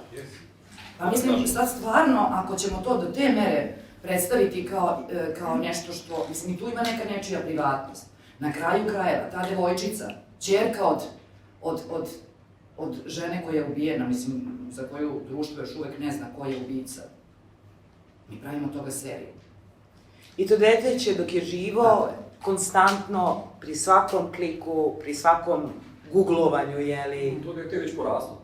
Odnosno... To dete ukucavanjem imena svoje majke u Google vidi njeno telo sa razmrskanom glavom. Ali onda kada svi mladi ljudi to vide, onda taj smrt i sve to što se prizori koji su ispred njih gubi na vrednosti svake vrste. Prosto toliko toga, to je taj efekt o kome smo pričali sada kad smo imali ove kriminalce koji su mleli i šta su već radili. Mislim, to je taj efekt u psihologiji poznat. Prosto ti više nemaš osjećaj ni prema smrti, ni prema životu. Ne možemo toliko da budemo amateri. Istraga i drugi institucionalizovani postupci ne bi trebalo da budu pretvarani u reality programe. A to se upravo dešava. To je ono što je veliki problem. Evo recimo primjer, zainteresovanost medija. Mnogo se priča recimo o upotrebi nove tehnologije, upotrebi biometrijskih podataka, prepoznavanje lica. Vrlo naprednih kamera, tehnologije, znači koja može da snimi vaše crte lica i da vas praktično identifikuje na ulici. Znači kada hodate po ulici, da li hodate sami ili držite nekoga za ruku, mašina će vas odmah prepoznati. S kim ste seli, popili kafu, porazgovarali i tako dalje. To je jedna vrlo sofisticirana tema, stvar oko koje čitav svet diže glas protiv upotrebe takve tehnologije. Koristi se i ulazi se tu u međunarodnu politiku, pa da li je kineska, da li je američka. Ja kažem, baš to briga, bitno je u principu imamo problem s takvom tehnologijom. Postavlja se etičko pitanje upotrebe takve tehnologije. Međutim, tako jedna važna tema nije zaslužila ni delić javnog prostora. A znate šta je zaslužilo veliki dio javnog prostora iz našeg posla? Kada je supruga jednog pevača nedavno bila u jednoj prodavnici i videla kameru i rekla je, kamera me je snimila dok nas se preslačila. Novine su bile prepune, televizije su bile prepune. Znači, televizije i medije traže skandal. Traže senzaciju, traže sad za sad. Njih ne interesuje epilog postupka. I kako beše ono staro novinarsko pravilo, koliko ja znam, ja sam mnogo želeo biti novinar kad sam bio mlad, ali eto, otišao sam u nekom drugom smeru. Kako beše seks prodaje, je li tako? Sex sells, death sells. Nažalost, takve stvari ne bi smele, i ne mogu se samo zakonom regulisati. A posebno ako se zakon ne primenjuje, ako je zakon nedelotvoran, neefektivan. Ali, bilo bi super kada smo mogli da kažemo, evo, sutra se kreće iz budžeta, sistem se menja, bit ćemo svi divni, bit ćemo fenomenalni primenjivač, neće se desiti. Ja se bavim ovim punih 30 godina. Bila sam student kad sam počela, sad ne čekam penziju još malo. Hoću da kažem, dok mi čekamo da se sistemski neke stvari dese, hajde da mi makar lično, ali kad kažem lično, mislim ja kao pojedinac, šta ja radim i šta ja mogu da radim. Mogu da ne kliknem na senzaciju, mogu da ne dam tih 20 dinara. Ja kao Tanja, psiholog, mogu da kroz svoju struku promovišem nekakve vrednosti. Ja kao volonter srca mogu danas da učestvujem u ovom panelu, mogu večeras na radionici, pozvali ste na radionicu, bude rečeno večeras u Kulturnom centru o alternativi suicidnom ponašanju, da učestvujem u uličnoj akciji koja će biti kod Vladičanskog dvora danas popodne. To je nešto što ja mogu. Ne pričam čak ni o mojoj najužoj porodici, pričam o sebi. A šta sve možemo da uradimo, ako ne znamo, možemo da se informišemo. Možemo da evo, na sajtu Centra Srce imate preporuke za medijske radnike, za prosvetne radnike, za zdravstvene radnike. To su knjižice od 10 ili 15 strana, prevedene, radila ih i Svetska zdravstvena organizacija.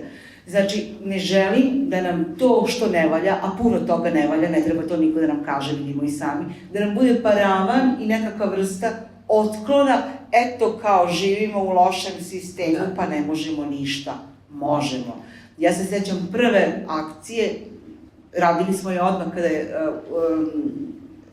počeo, kada se uveo zapravo Svetski dan obeležavanja prevencije suicida, mislim da je bilo 2004-2005. Mi smo molili novinare da dođu na taj događaj, imali smo, znate, ako je nekad kampovao neko, one male kamperske stoliće, imali smo taj jedan kamperski stolić, na divlje smo bili, policija nas je posle oterala. Hoću da kažem, to je bilo 3 entuzijasta izašli na ulicu i centru Novog Sada. Danas je već situacija 15 godina drugačija. Ne kažem da je sjajna, daleko od toga, ali mi danas imamo panel, imamo ovde ljudi koji imaju šta da kažu iz svoje struke, svoje oblasti, vi ste svi došli na ovaj skup, sve stolice su popunjene. Ja ceo dan odgovaram na novinarska pitanja, držim nekakvu radionicu danas. Dakle, ljudi se interesuju. To je već nekakav dobar znak. Hajde da ga iskoristimo. I nemojmo pljuvati samo po društvenim mrežama. One rade puno toga dobro. One nas edukuju u mnogim stvarima. Da li je selektivno sve urađeno kako valja? Nije. Ali ja se sjećam pre par godina, Facebook se nama javio, ja sam pala sa stolice, Facebook nas kontaktira, da kaže, hajde da kombinujemo te reči i da vidimo šta triggeruje, koji algoritam je dovoljno dobar da se ime vaše organizacije pojavi na vrhu kada neko zagugla te i te reči. Facebook je to tražio od nas. Hajde da koristimo takve prilike. Ako dozvolite, Facebook recimo nije odgovorio srpskom povereniku sa zahtjevom da imenuje svoga predstavnika na teritoriji Republike Srbije. A upravo algoritme koje koriste te društvene mreže, iako su veoma korisni, imaju i svoje naličje, ali nije ovo vreme i mesto za tako nešto. Ne treba zaista imati iluziju da mi možemo preduzeti ne znam koliko i ne znam šta, dok jednom naše društvo počne da shvata zakone na način koji trebaju da budu shvaćeni, da se zna da je zakon. Ima na Novom Beogradu jedna bista, jedan spomenik postavljen Mahatmi Gandiju i na njemu piše budi promena koju očekuješ da vidiš u svijetu, budi ti sam. Znači, sami na svom ličnom primjeru utičite na drugi. Rado kada je uticaj na druge, da se nadovežem. Evo, šta bi ti neko mlado... Eko, to je sad već nivo duhovnosti. Naravno. Šta bi ti preporučila mladom kolegi koji, eto, sticajem okolnosti, radi u rubrici Hronika, izveštava? Koja je to poruka? Šta je to što bi on trebalo da ima u glavi kada izveštava ne samo o slučajevima suicida, već o tragedijama, nesrećama, patnjama koje definitivno uključuju veći krug ljudi? Osim što, nažalost, mislim i na sreću, nije teško biti novinar. Zaista nije teško i ne mora mnogo da se uči da čovjek bude dobar novinar. U smislu, bitno je samo da, osim ovih pisanih zakona, a nema ih previše, ja sam pročitala svaki zakon o informisanju, ništa mi nije naškodio. Lako se čita. Ne boli. Ne boli, te podne, jedno onako preliskati i bez problema. Dakle, sve je to lako. Ima nešto malo teže, a to je nepisani zakon. Pa nepisani zakon, osim što se uči kod kuće, tu se slažemo, mora neko i da ga podgaji, što bi se rekao, takvih više nema. Ili su digli ruke od toga, oni koji su shvatili da ti nepisani zakoni baš ne donose neki novac i neku slavu. Nije uopšte teško izveštavati o takvim temama. Samo treba imati osjećaj mere u svemu i u životu.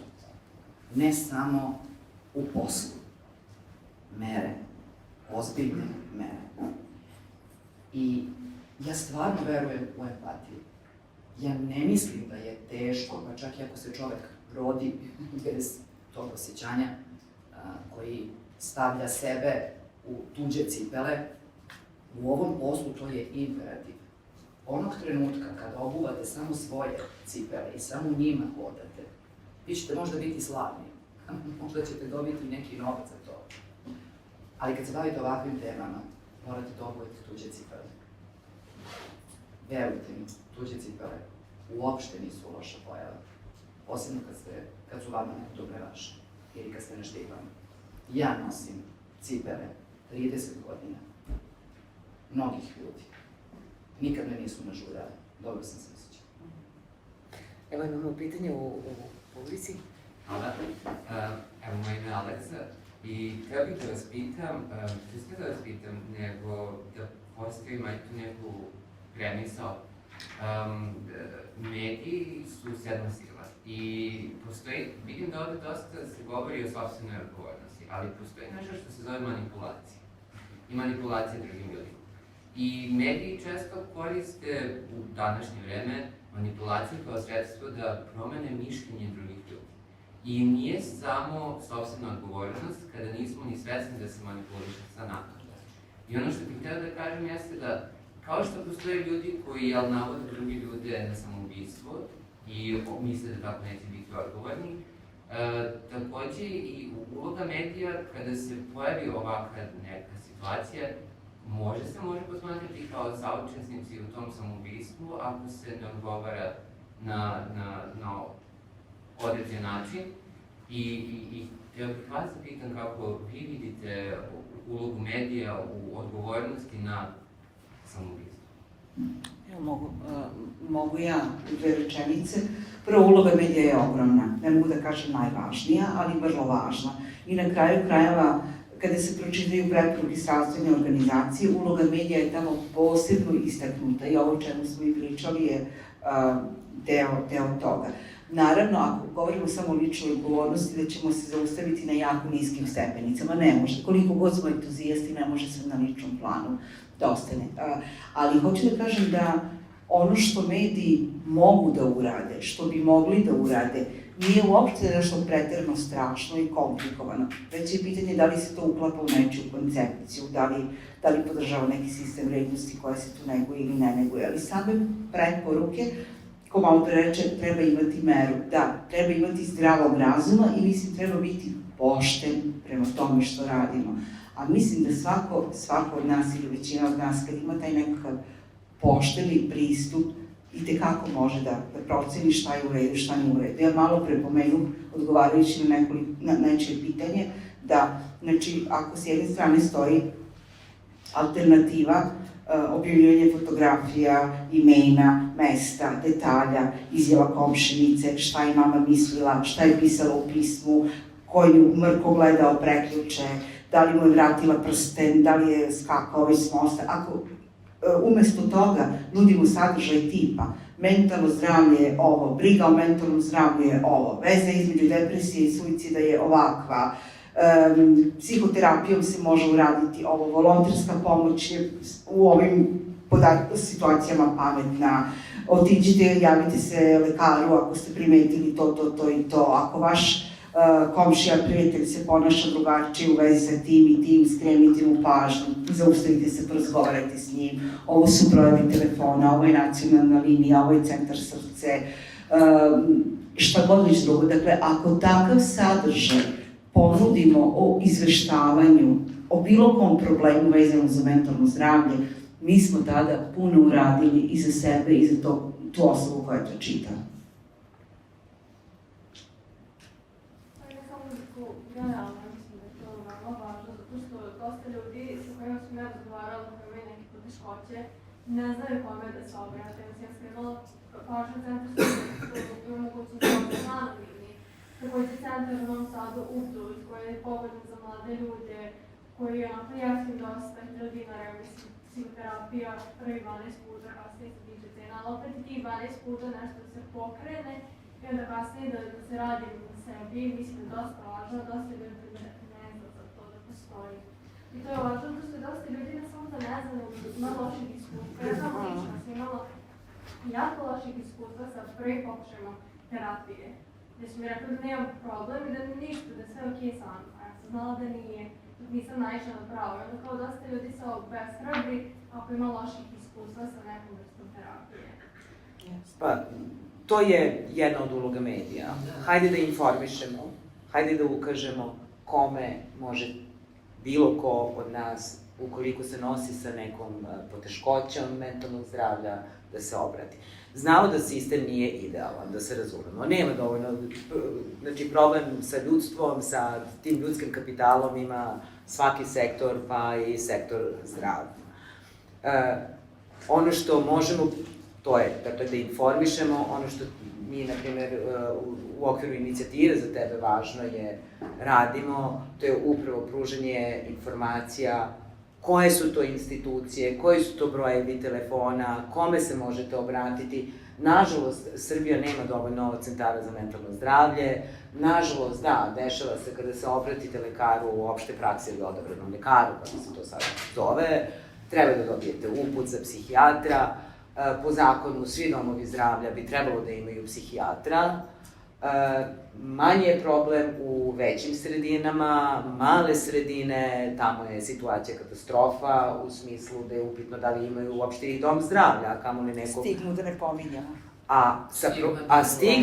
Stigma, to znamo iz iskustva inicijative Za tebe važne, znači po komentarima, pitanjima koje nam postavljaju članovi, a sad nas prati već više od 22.000 ljudi, dakle, iz celog regiona, iako mi to nije bila lična namera kada sam pokretala celu tu stvar, ljudi, najveći jeste problem upravo to rušenje stigme. Ljudi iz straha da će naići na nerazumevanje, ne govorimo o široj sredini, čak i unutar vlastitih porodica.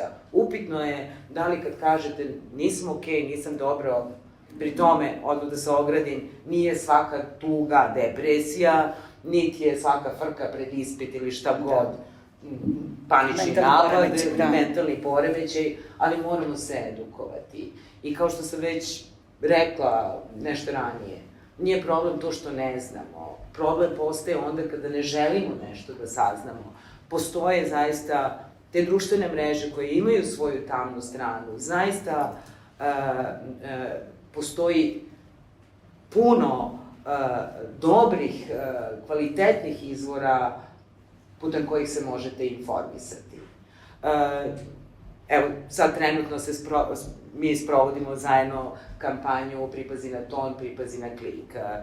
Fondacija Hemofarm sprovodi kampanju Nesalomivi.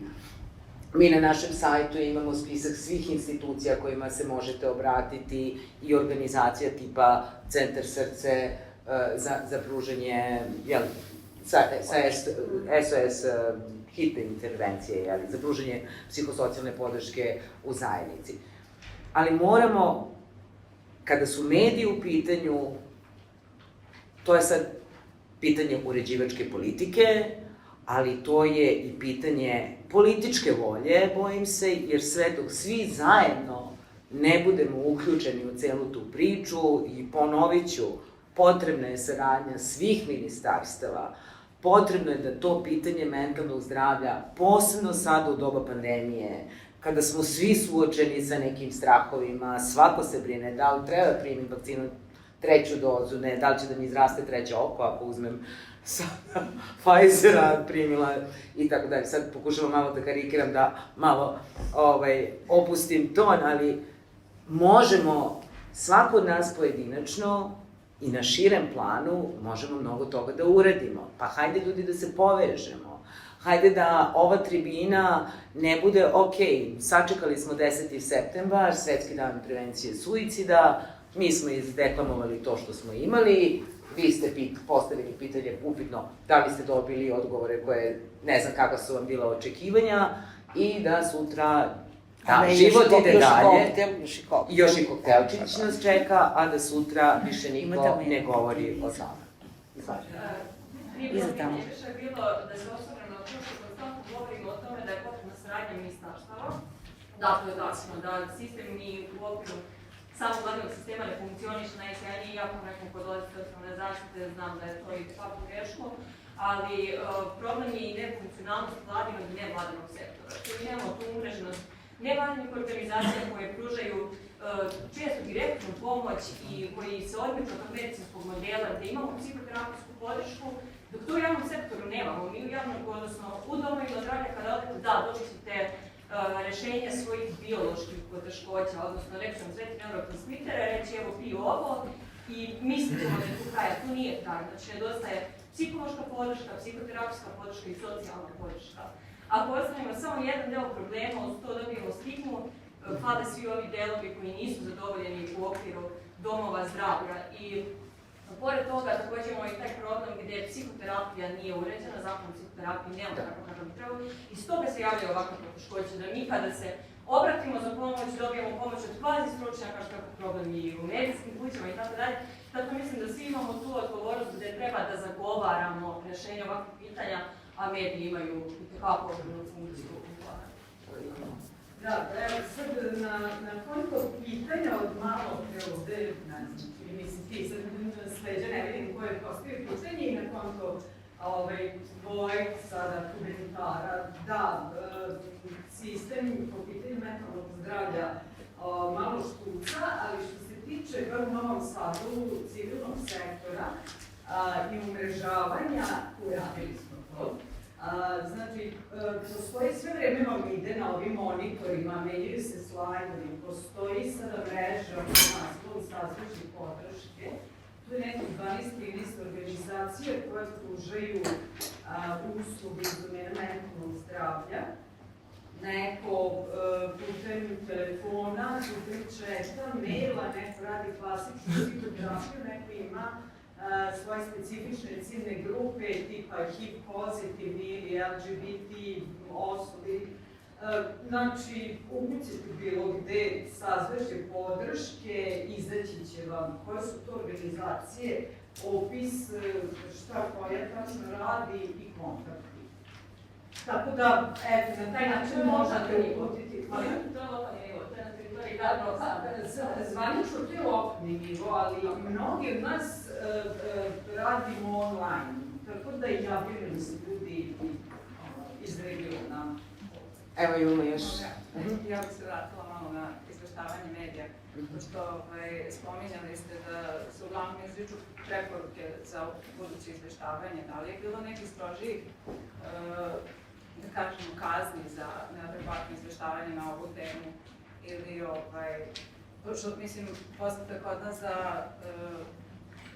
program na osnovu koga su nacionalne televizije dobile dozvolu za emitovanje se ne poštuje, na primjer, KFI dobije dozvolu kao dečja televizija, ali imamo potpuno nešto drugo. Kakve su šanse? Mislim, verovatno je nemoguće da se ukine frekvencija ili I šta predviđa program? strožija kazna da bude. Kako privoleti te medije, aj sad konkretno. Pa mislim, odredbama zakona to sad. Ali da ostanemo u temi, mislim, evo danas u 11 sati, a to je upravo prilog na temu šta institucije sa svoje strane mogu da urade. Danas u 11 sati ministar zdravlja, predstavnik regulatornog tela i predstavnik klinike za psihijatrijske bolesti dr. Lazar Lazarević potpisali su sporazum o smernicama kako medijski izveštavati o ovoj temi, dakle, o samoubistvu. Recimo, to je jedan gest, to je jedan čin, napravljen je tim od 5 ljudi, 3 iz zdravstvene struke, 2 iz regulatora koji će se posebno baviti ovom temom. A šta je sankcija? Sankcije je ono što... ne, sankcije je ono što... Ozbiljno je dobra ta tema, ja se sad stvarno radujem ovom današnjem potpisivanju. Ali da li u tom ugovoru koji je potpisan između medija i ministarstva i regulatornog tela stoji sankcija? Šta ako neko to prekrši? Mislim, to je poenta. Ja mislim da to, samo bih da se nadovezala... Godinama radimo taj posao, jer moje iskustvo kaže, ako nema sankcije, onda je to samo slikanje. Kolonijalno. Znam, ali kako da vam kažem? Možda postoji neka sankcija. Ne, jasno je, pa pazite, ja ću ponoviti 1000. put. Zakon o elektronskim medijima. To znamo. Kao regulator. Jasno, vi nemate te... Mi ne možemo da kažemo novčano. Jasno. Oprostite, samo još... Mislim, zakon je tu jasan. Ali pazite sad s jedne strane, ja sam pažljivo slušam i vas i učesnike. Ali taj vapaj da onaj koji napiše pogrešnu vest bude kažnjen. Ne, onaj koji, pošto neko može da napiše pogrešnu vest, ali neko ko stavi tu vest na naslovnu stranu, on je to uradio svesno. Ako vest bude napisana adekvatno, ona neće biti za Ne može da bude naslovnu adekvatna vest da je dečko od 15 godina. Mi imamo... Onda nije adekvatna vest. Pa da, ali se Ali to taj prolazi naslov bez- se našao. To je prekršaj. Dakle, novinar, ja ću biti sad krajnje vulgaran, novinar piše vest Tako je. I? o samoubistvu. I dovoljno je da zna 5 smernica iz pravilnika o zaštiti maloletnika kako ta vest treba da izgleda. Ako napiše na taj način tu vest, ona nikako nije senzacionalistička i ona nikako I nije... sad ja sam urednik i neko dođe, pošto sam i urednik, i donese mi takvu vest. I ja to mladom čoveku kažem, dragi mladi kolega, morate da pročitate pravilnik, jer ovo nije vest, ovo je vest koja ne može ovako da se napiše. Ona je senzacionalistička i tu nema razgovora. Ja sam urednik. Ja ne uzimam... I šta onda radite? Vratim ga da napiše vest ili ga naučim kako da napiše. A sigurno... A on ne sme da piše vest onako kako piše u zakonu, nego onako kako mu urednik kaže. Vest o samoubistvu. A ne, ali ja vam kažem, ja sam urednik, ja vam to pričam. Uzet ću ja, šta radim ja? Šta radi urednik? Urednik više nije bilo koji novinar. Urednik je i odgovoran i pred zakonom i zna se, ali ti urednici sede i dalje. Ti glavni odgovorni urednici sede i dalje. Jednog čoveka. Sad nije lako, teško je naći novinara. I ne moramo ni da tražimo, ne mora svaki novinar, posebno mlad čovek, ne mora da zna sve, nismo mi svi naučeni rođeni. Ja bih samo da se... Ali odgovornost je ozbiljna. Ja bih, i ponavljam se zapravo, samo da se nadovežem, znači jeste uloga urednika, bez zelenog svetla urednika, ni jedan tekst, ni jedna... Ja nisam shvatio da li urednik tera novinara da piše senzacionalističke Ne, ja vesti. kažem, urednik, novinar mora da kaže da tako je. Mora da štiklira i da kaže, ok, a sad vam govorim iz perspektive... Ne može ništa da bude objavljeno da nije urednik prošao, mislim, o čemu pričam. Samo želim da kažem nešto iz perspektive nekoga koji je iskusio te grozote na vlastitoj koži. Za mene je krajnje uvredljivo što nam je zakon takav kakav jeste, da ja kao, kako bih rekla, po navodnicima, žrtva, oštećena, to je bolji izraz jer ne pristaje na ulogu žrtve, da ja kao oštećena u trenucima kada prolazim kroz horor, treba da sednem i da krenem da pišem žalbu. Jer nijedno telo me neće zaštititi, sve dok ja ne napišem žalbu, odnosno angažujem nekoga ko će to da učini umesto mene. Da li, super je što je danas potpisan protokol, ali to je dobar znak i hajde da to pozdravimo, jer je vredno, svakako zaslužuje sve pohvale, ali sve dok se ne budu snosile konsekvence za to, to je još jedan spisak lepih želja, super, mi smo se islikali, eto, obeležili smo, ni na šta nas ne obavezuje, a ja ću sutra da vidim... Da li nemojte reći da novinari žele da pišu senzacionalističke vesti o samoubistvu samo zbog toga da ne bi bili, odnosno da bi izbegli ili došli u kontakt sa zakonom? Ne, niko to nije ni rekao. Pričamo o odgovornosti, dakle mi kad pričamo o sistemu, jeste radili u novinarstvu? Jesam. Mislim, kako da vam kažem, sigurno znate, ovo su osnovna pravila. Dakle, imate novinara koji otišu na teren, izveštava o samoubistvu, dolazi u redakciju, donosi tekst. Ako je taj tekst napisan protiv pravila, ja moram, to je moj posao, zato sam plaćena.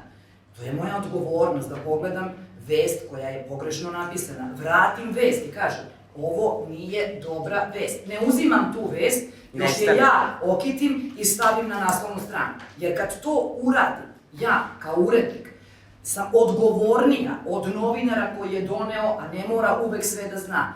Odgovornost mog mesta je ta, ja i materijalno i krivično odgovaram ako uradim nešto što je novinar Kobojagi napisao, a ja nisam videla. Ja odgovaram kao urednik. Dakle, gde je problem? Nije, mi pričamo o odgovornosti, od hijerarhije, to postoji, ali to se ne poštuje. Nijedan glavni i odgovorni urednik, ni jednog ni štampanog, ni elektronskog medija. Pa tu neće pomoći nijedna odredba bilo kojeg člana zakona da se to vrati. To nije tačno. Da uči glavnog odgovornog urednika da radi svoj posao. Ne radi se o tome. To je i krivična i materijalna odgovornost, to piše kod nas u zakonu. Ja nisam nikada čula, ni videla, da je bilo koji tužilac po službenoj dužnosti, a mogao bi, kad vidi takav naslov, mogao bi po službenoj dužnosti da tereti ljude koji su učestvovali i saučestvovali u dodatnom kršenju pola i evo par po zakonu o dostupnosti, odnosno o zaštiti podataka. Čemu pričamo? Mislim, to država mora da radi čak i po automatizmu.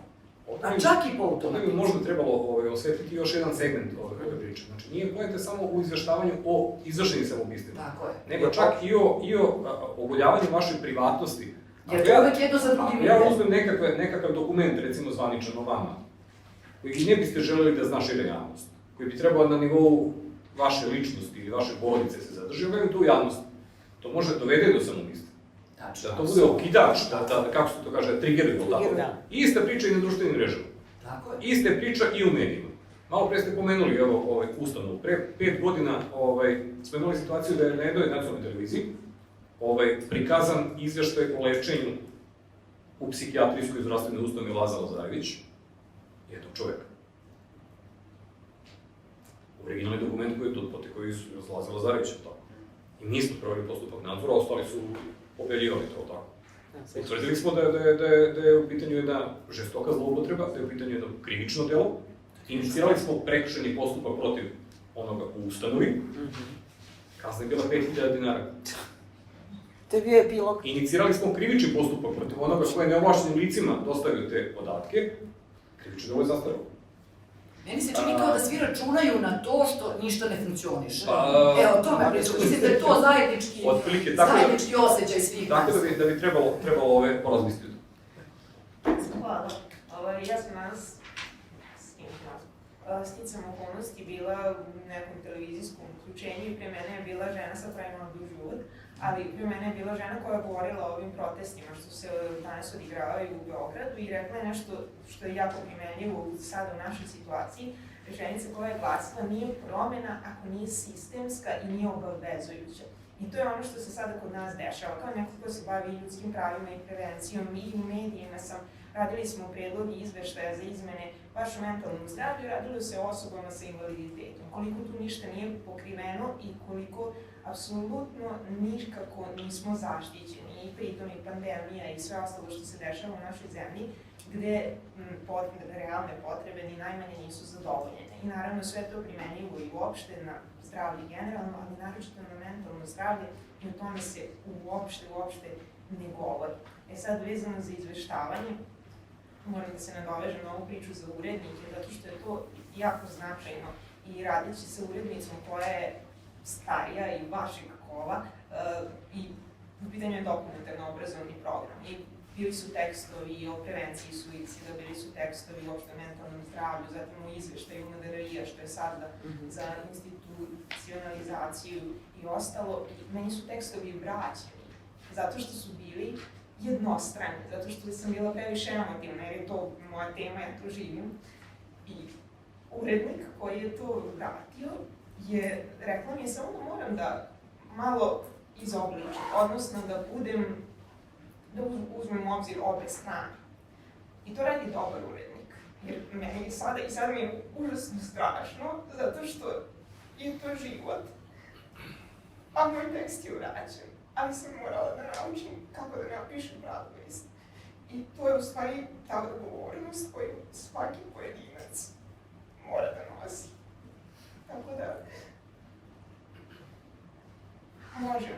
možemo sami biti odgovorni, moramo učiti naravno posao i na kraju kada pravu vest uobličimo kako treba, neće se dešavati takve stvari i nećemo imati ni senzacionalističke naslove, ni iznova pokušaje suicida, ali naravno to je sad jako daleko. I ono što mene dodatno brine jeste činjenica da na ovakvim događajima i ovakvim kampanjama uvek dolaze ljudi koje to već interesuje. Sad kako da kažem, to ne dopire i dalje do onih ljudi koji niti žele da razumiju depresiju, niti žele da imaju dodira sa tim. nego jednostavno uvek su tu ljudi koji se ponavljaju. Mislim, meni je drago da vidim sve te ljude, da se razumemo, ali to su ljudi koji su tu zato što su ili doživeli, ili imaju nekog bliskog, ili su prosto imali neku svoju teskobu koja ih je navela i to i dalje ne izlazi iz tih okvira. I eto, ja sam skeptična, ali smatram da sam skeptična sa debelim razlogom. Tako da sve ovo jako dobro i potrebno, ali nije dobro. Na nama je, koji radimo u medijima, da, mislim, teško da mogu da potpuno te razumem i znam o čemu govoriš. No, rukovodim se mišlju da i milimetarski pomak je pomak i ovaj današnji razgovor, verujem, zaista, iskreno, da je i to pomak, možda majušni, ali evo, par televizija, što sa nacionalnom, regionalnom, lokalnom ili kakvom god frekvencijom izveštava o ovom događaju, ta vest će dopreti do određenog kruga ljudi, a ja lično govorim isključivo u svoje ime, verujem da to dele i ostali panelisti, svakako ne odustajem, jer verujem da možemo da promenimo stvari, verujem da imamo i dovoljno kapaciteta, a nemam problem da tagujem s vremena na vreme na Twitteru nadležne u vlasti, pa nekad upali, nekad ne upali. Nadajmo se da ako krenemo svi da ih tagujemo po društvenim mrežama, očigledno da su jako osetljivi, posebno na Twitteru, jeli, koji je naš izvor informisanja paradoksalno postao, nešto uspemo. Da li ima još, čini mi se, da? Ja imam samo kratko pitanje, direktno dosta za dva gospodina. Tiče se da li vi shvatate vašu možda bliži odnos sa nekim ko odlučuje u odnosu na nas ljude koji možemo u svom okruženju da probamo da nešto promenimo. I pitanje je direktno da li vi u stvari nešto pokušavate da to promenite ili samo prihvatate prosto zakon i takav mi radimo u našem okviru. Da li vi taj mali korak i sve male korake koje mi radimo prepoznajete da ste vi ipak negde određeni i pokušavate. To me zanima kao nekada da ostane to pozitivno i da svi verujemo u to da vi zapravo pokušavate, da se vi ne mirite sa tim, da je situacija, svi smo se složili i verujem da je svima jasno da nije dobro. Ja ću biti kratak, ja sam samo pokušao da vam ilustrujem i slikom i tekstom kako ova priča izgleda kada se o njoj govori isključivo iz juridičke strane. Dobro, pravna strana je tu je... Ali je neizbežna. Moj posao je zaštita privatnosti. Privatnost nije samo pravna, već i duhovna kategorija. Što se nas tiče, mi sa nevladinim sektorom izuzetno dobro sarađujemo. Mi imamo saveznike u njima. A sa druge strane, Poverenik kao nacionalni organ za zaštitu podataka o ličnosti je inicirao strateški pristup problemu koji mi imamo, a koji između ostalog obuhvata i medije, i pokrenuo donošenje nove strategije zaštite podataka o ličnosti. Ne može tu jedan organ kao slobodan strelac nešto da uradi. Ne može sud bez tužioca, niti može tužilac bez suda, niti može Poverenik bez ministarstva, niti ministarstvo bez Poverenika.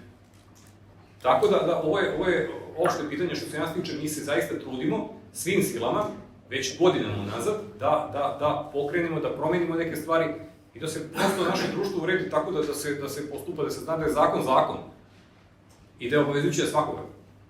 Eto, tako da Evo imamo još...